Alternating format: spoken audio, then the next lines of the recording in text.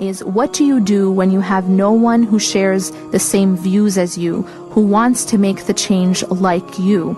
Is it better to be alone than with bad company? This is a really important question, and I'm glad it was brought up, because I would say it absolutely is better to be alone than with bad company. And sometimes it is in the times when you are alone that you are closest to Allah subhanahu wa ta'ala. And in fact, even if you have good company, I want to stress this, even if you have good company, it does not substitute for the time alone with Allah subhanahu wa ta'ala. Everyone needs, if you really want to build your relationship with Him, everyone needs that time alone with Allah.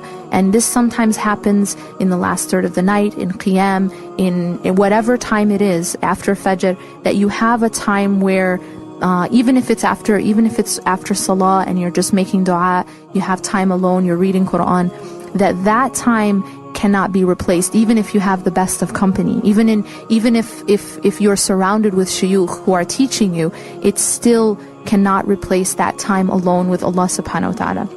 And I can't emphasize that enough. So with regards to having bad company, and it may be that Allah is doing this for a reason, and it may be part of your training that you need to be alone for a while, and that you don't have the good company, and therefore you will have to be on your own for a while. And sometimes this becomes a blessing, really, because what it does is sometimes it builds your relationship with Allah even faster and stronger than if you did have company. Wallahu ta'ala alam. You ask Allah subhanahu wa ta'ala to make it easy for you and to guide you to that which pleases Him most. But for sure, you want to avoid the bad company, and definitely it is better to be alone than with bad company.